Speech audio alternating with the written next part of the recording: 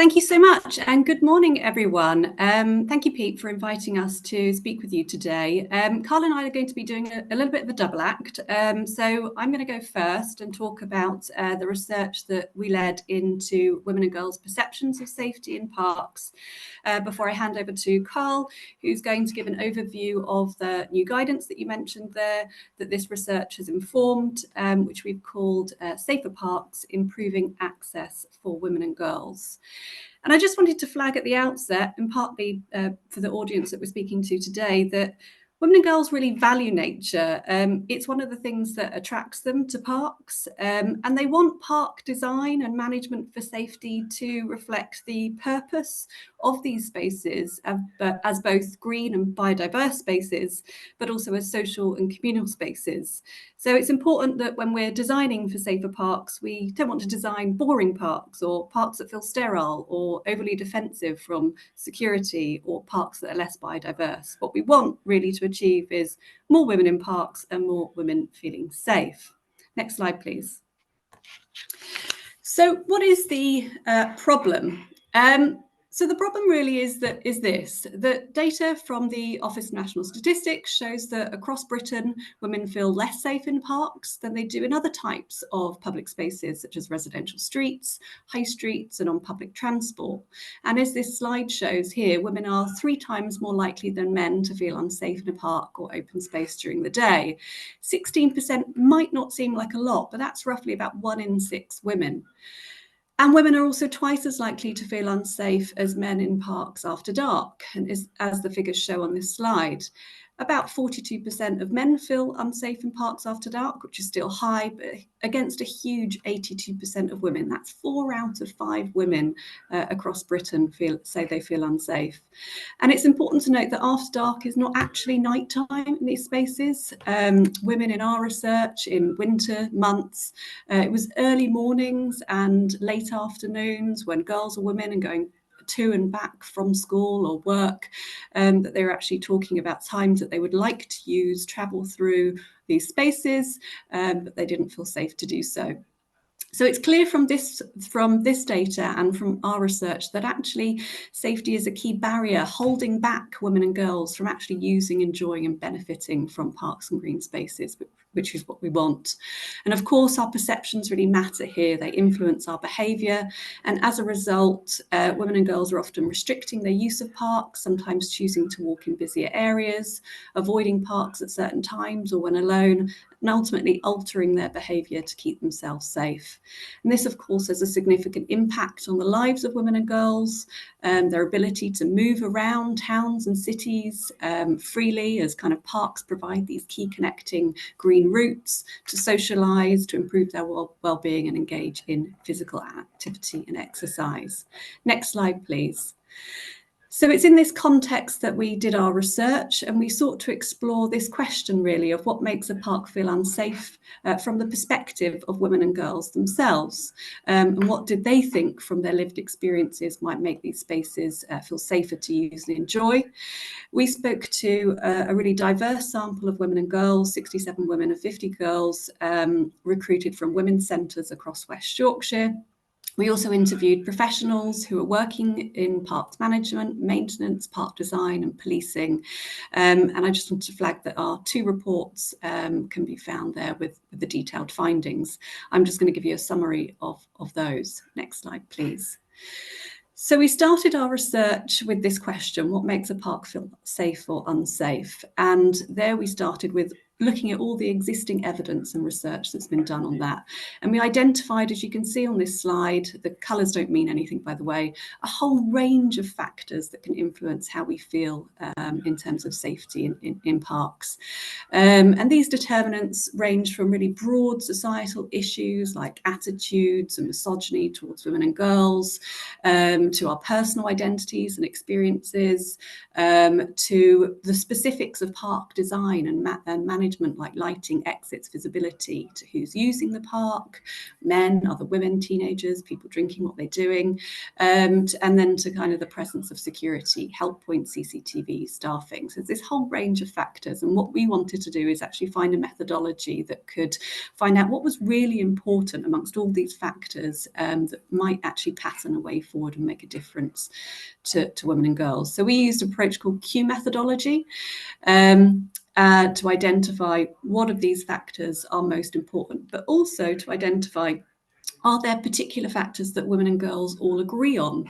Is there consensus that might help this pattern this way forward? And are there areas where we disagree on? Because obviously women and girls are not a homogenous group themselves. We have different preferences and experiences. Next slide, please. So we turned these different factors, 49 factors, into kind of short, pithy statements, things like familiar parks feel safer, CCTV in parks does not make me feel any safer, using parks with friends and family feels safer, and so on. So we converted those set of factors into a set of short, pithy statements, which we asked to women and girls and professionals to rank according to what they agree or disagree with, and how strongly or less strongly they disagreed with on this grid. And then to speak about why they placed the statements in those certain positions. And after we'd done all those interviews and got over 117 women and girls, plus 27 professionals, as we got all those grids and you can lay them together, you can find clusters of women who place their statements in a statistically similar way. And we can say that those clusters of women, of which we found 3 different clusters of women who place the statements in similar ways, hold a different viewpoint about safety. So they think about safety in different ways. They identify some of these factors as being more important. But what I want to do, and you can read those viewpoints in the report, what I want to do is actually stress that there was a lot of agreement and areas of consensus amongst women as to what might make a difference. So I'm just going to run through 5 of those factors now. Next slide, please. So out of all of those things that we identified on that initial slide, the statement with highest consensus amongst women is actually that the presence of other women in a park signal that it's a safe space. That having other women present was also perceived to create kind of positive feedback loops by encouraging other women to use the park. And I suppose here really that we often think about safety as security being the default option. But here really the single best thing that can be done to make parks feel safer is to make them as appealing and as welcoming to a diverse cross-section of women and girls as possible, to encourage women to use the park, who will then in turn serve as a positive signal to other women that it's a safe space. Next slide, please. But to encourage greater use by women and girls, there were a lot of other barriers to use. Women and girls told us that parks should be better designed to meet their diverse needs and interests. We heard a lot from women and girls that the design of park facilities and activities could appeal better to women and girls, and that actually current provision of park facilities like skate parks, multi-use games areas and so forth might cater more to men and boys' interests, and also might create more male-dominated spaces that feel less safe and inclusive. But of course, different communities around parks will be very different, so it's really important that you engage with women to speak to them about what will interest them in that particular space. Next slide, please. A second core area of agreement was that well-used parks feel safer, and this was a key area of consensus amongst women. So women would often choose to visit parks at times when they knew that the space might be busier, when there were activities going on. Potentially, some women talked about the regular park run, that they went there at times to walk their dog, even if they weren't participating in that activity, because of the increased passive surveillance, the presence of other people, and opportunities that others might intervene if they needed help and so forth. So this is kind of harks back to the kind of urbanist of Jane Jacobs, that natural proprietors on a park influence how safe we feel. Next slide, please. Another core area of consensus was that women agreed that they'd feel safer using parks as part of organised group activities like sports, exercise, social activities or volunteering, and that they'd feel less safe. And these mattered more in the sense of doing things that they might feel less safe doing alone, like running or walking, particularly after dark, or using more secluded or wooded areas of green spaces. So women saw these activities not as a panacea, because actually we also want to use green spaces to seek solitude and privacy, as well as being social and communal, but as something that could be part of that. But also the presence of activities in parks goes back to that other principle of this kind of busyness and well use of parks that can create that sense of safety. Next slide, please. And what came out as particularly important in the research is that women and girls are constantly scanning their environments for potential threats and thinking about how they might escape a potential situation. So women and girls wanted the designers and managers of these spaces to see parks through their eyes, but to engage with women and girls in the design of space. So that's considering things like visibility, the ability to be seen and see others. Thinking actually teenagers and women sometimes felt safer around the edges of parks, the perimeters of these spaces where it might be easier to escape, so didn't like those high boundaries. Women and girls also felt safer in familiar parks. So girls often talk about having familiarity visits or school visits to these spaces to kind of help build an understanding of the park layout, direction, who uses it, where you can seek help and so forth. And lighting mattered to a number of women in the study, but it was not seen as sufficient. So it was part of kind of a wider strategy to increase presence and busyness in parks. Next slide, please. And ways of getting help in parks mattered. So if something happens, there is potentially someone there to intervene. Oh, sorry, next slide, please, Carl. We'll skip it on. Ways of getting help in park mattered.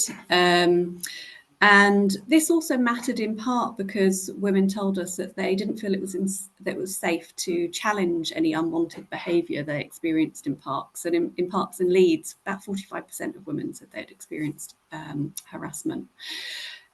So women often prioritised more park staff, and girls prioritised having kind of help points in parks. Girls and women didn't always agree on whether they felt safer in the presence of authority figures. Particular girls were really wanted to have a kind of gender balance in frontline staff in these spaces. Next slide, please. So overall, women and girls were really clear that there's a lot that can be done in terms of improving design and management of parks and green spaces to improve how confident they feel and how safe they use in these spaces. But equally, they were simultaneously clear on the need for wider societal change in the kind of culture, the norms and the male behaviours that obviously perpetuate violence against women and girls and underpin those fears in public spaces. So our new guidance focuses on this design and management, and it needs to go hand in hand with these wider changes. I'm going to hand over now to Carl to speak a little bit about the guidance. Thank you, Anna. And I think, I mean, that was critical really to go through the research background to this. Quite often when you're given guidance, you don't get the context of where it's come from or who's fed into it. So that's really critical to presenting this guidance, is that we understand the research behind it and a lot of the thinking behind it as well. So the new guidance is called Safer Parks, Improving Access for Women and Girls. And as well as including Anna's research and wider academic research, it also draws on other case studies and gender inclusive design guidance from around the UK and around the world as well. It also includes references for all of this and a bibliography at the end. So it's really useful in terms of signposting to other research and guidance that already exists on this. And Green Flag Award through Keep Britain Tidy, we're really pleased to be involved in this because, as a lot of you may know, if you're judges or applicants to the Green Flag Award, equality of access is one of the key pillars of a welcoming place. So we were really pleased to be involved in this, and we're now including it as supplementary guidance to the Green Flag Award manual. So the steering group that were involved in this, this was a photo taken at the launch event as part of a symposium at Leeds University back in May last year. So we got Helen Foreman from West Yorkshire Combined Authority, Paul Todd and myself from Green Flag Award at Keep Britain Tidy, Susanna Walker, who's a co-founder of girls' charity Make Space for Girls, who are really active in campaigning for equality of access to facilities and public space. And then Anna, who you've just heard from University of Leeds. And there were a number of other research assistants involved in the research side, and a few other people involved in preparing the guidance with us as well. So as well as the research that went on with a large group of women and girls that Anna explained, we also consulted with a lot of other professional groups from the sector, from within the parks, green space sector, but also from outside of that, so that we could get a wider view of opinions, and so that everybody could feed into not just the wording of the guidance, but also the practicalities of what we were suggesting. And much like the research as well, there was divergence in opinions in certain places, but there was also a lot of consensus that we saw, and we used that consensus to help steer parts of the guidance and focus on particular elements more than others. So the way the guidance is structured, we've got 10 principles that were developed, similar to criteria set for an assessment procedure, but those were grouped under 3 headings. Eyes on the Park is a bit of a take on Jane Jacobs' Eyes on the Street concept, something Anna talked about earlier. It's where you have sort of natural proprietors or active bystanders, people using the park or acting as a presence there that makes parks feel safer. And this is probably one of the most crucial things to overall safety for women and girls. The second one, awareness, covers more design type elements and how the design and layout of a space could make it feel safer. One of the quite shocking things from the research and the consultation was just means of escape and how important that was for women and girls, and something that they think about quite frequently when using public space, not just parks.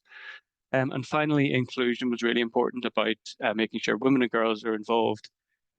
They feel included in parks and green spaces, and also opportunities to include them in management and decision-making processes as part of the wider community.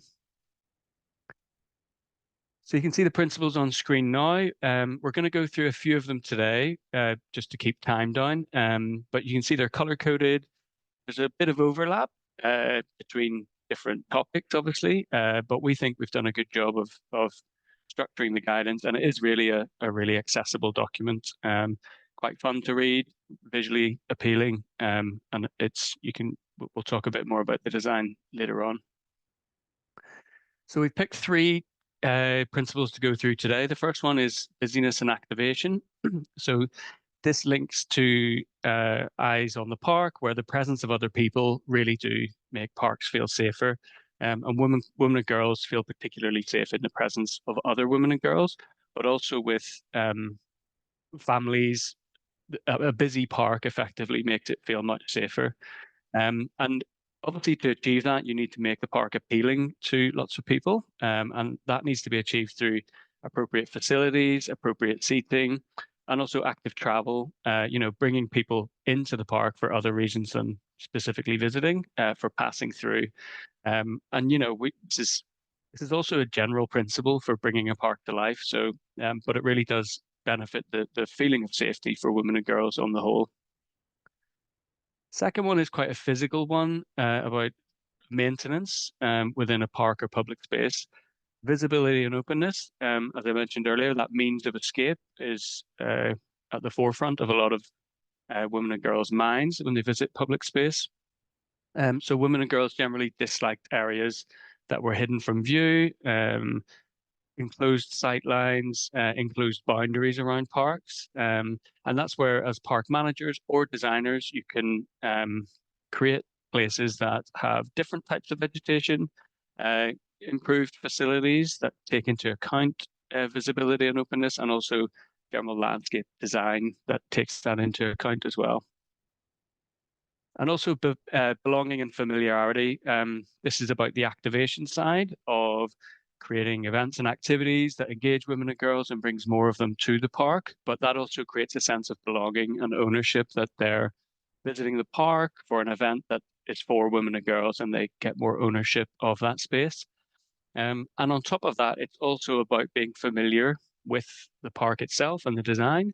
And that can be done through a design process as a landscape architect, in terms of making shooting a route through the park is kind of intuitive, but it can also be done through signage information and mapping, so that people know where they are within the park at any given time, and they're familiar with the layout, the facilities, and the staff as well. I'm going to hand over to Anna now to talk a bit about the case studies that were included in the guidance as well. Thank you, Carl. So Carl's given a really nice flavour of 3 of the 10 principles. Obviously, the full principles are in the guidance document, and there is a 4-page summary if you have limited time. Also, alongside the principles, we've collated 10 really fantastic practical case studies and a host of smaller examples from the UK and across the world. And these are really diverse. So some are on lighting, some are on activation, some are on belonging, some are on how to do engagement. But they hopefully give you some inspiration about what can be done really at different budgets and different scales of activity that we're talking here. Next slide, please. So talking about one of the case studies, because we don't have time to go through all of them, this is probably one that's a higher budget case study, let's say, and it focuses on Umeå in Sweden. And Umeå is a place that's been focusing on gender equality really for decades. And this is one intervention from this city called Free Zone in one of the parks there. And Carl talked about ways of promoting parks that create this sense of belonging and appeal, and invite people into parks and encourage teenage girls to use them. And this is an example that speaks to that really. So here a group of landscape architects and an artist worked to create a park facility with teenage girls with their input into the design that they could use. And the result was this. It was a structure based on a roundabout with coloured roof lights and social swinging seating. Girls really like seating that actually are not the kind of standard park bench, but actually allow you to have a conversation with your friends and sit in a circle. And actually, what's better than seats that swing, right? And the other thing is, what's better than seats that swing is actually these seats have host Wi-Fi, and they have little USB ports where you can play music and charge your phone. It also has excellent visibility. As you can see, there's active frontage in the background. You can see the buildings behind. And the facility actually has lighting built into it, coloured lighting, which is kind of warm and welcoming and can encourage and extend the times in which the facility is used. It's also placed in a particular position in the park that's near well-used parks. So it's been co-designed with teenage girls to meet their needs. So this is just one example at a slightly higher budget of one of the case studies. Back over to you, Carl. Thanks, Anna. And now I'm here to jump in and say, you don't need to spend hundreds of thousands of pounds as well to balance things out. The way the guidance is designed includes, various different types of information. There's obviously graphic designers were involved in. They're actually from a landscape architecture firm that set out some of these models on the left about how spaces can be designed in different ways. Also, we got an illustrator involved to create different female characters throughout the guidance. And as you can see from this lady's speech bubble here, we included quick wins in throughout the guidance. And these are things that you can do on a relatively low budget, or things that you're already doing that you need to keep doing because you may not have realized how important they are to women and girls. And then the guidance is also speckled with those quotes that Anna covered in the research as well, and then the case studies throughout it. So it is really, it's a really good read actually. to put a further comment on, if anyone's familiar with the Green Flag Award guidance, we also got a second copy edit by the original author of the Green Flag Award guidance to make sure there was synergy in how it was written and how readers would receive it. So yeah, it's a really good read. And there's also an executive summary on the website as well. So before we finish, we're just going to play the Safer Parks promotional video. So please let me know if the sound doesn't work, everyone.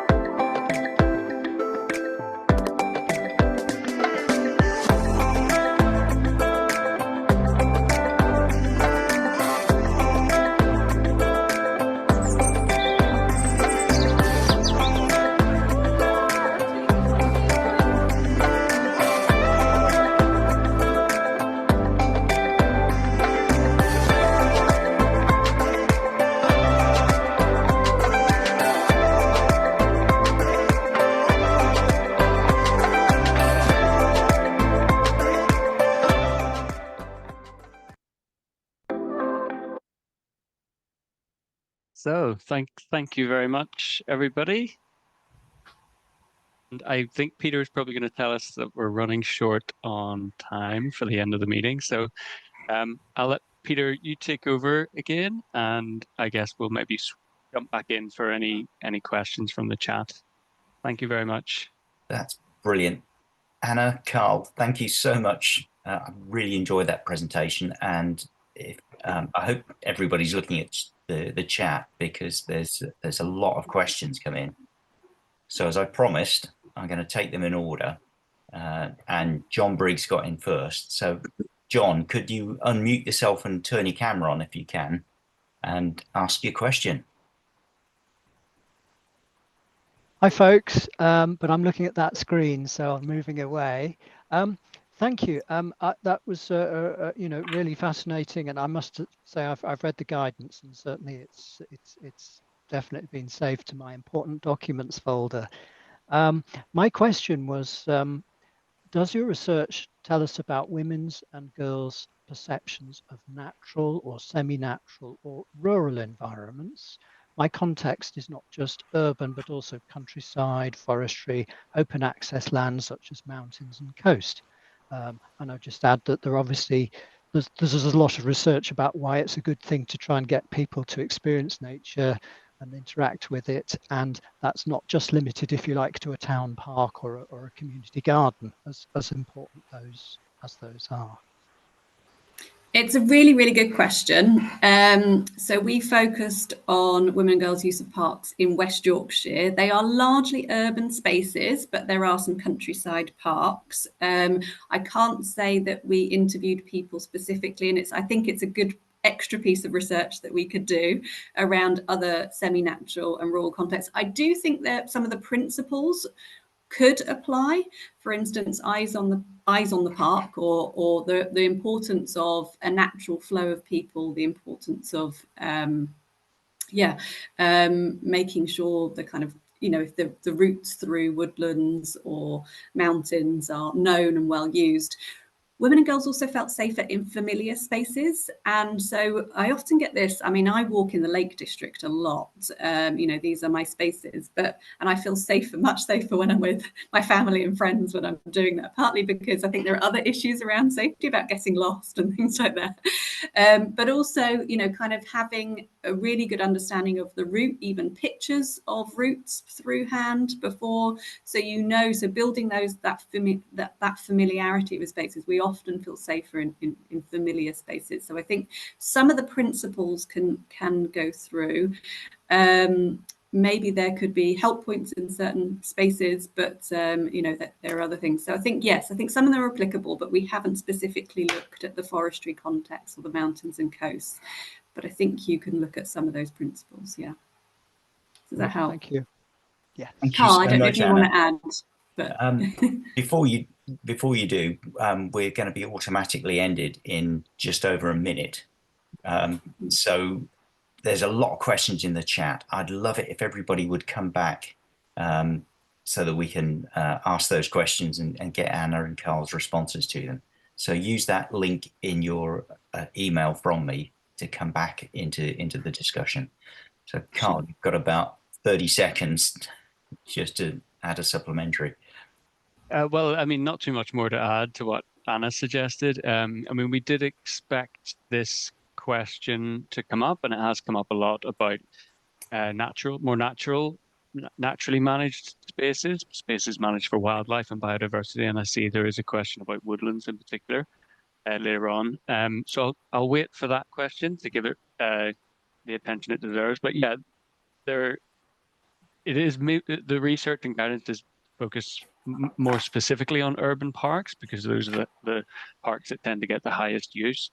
But what we're not suggesting is that parks should become sterile places, because, as Anna mentioned, the research also showed that women and girls that's one of the benefits, one of the attractions to public parks is natural vegetation, biodiverse places, and places where you can, you know, feel like you're in an oasis rather than a sterile blank environment.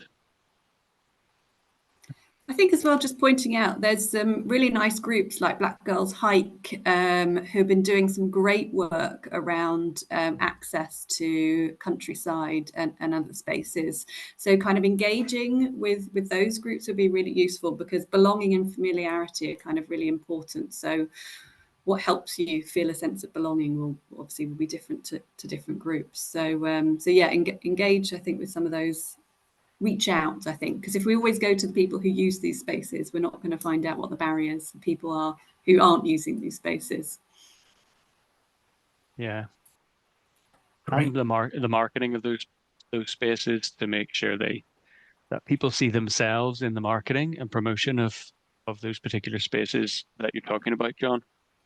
That's it. One of our principles is image. And actually, if you look at the image sometimes of parks, if you can see yourself in some of those kind of promotional images that feature people and people of different, you know, different ages, different backgrounds and so forth, then actually you can kind of more see yourself there. Yeah.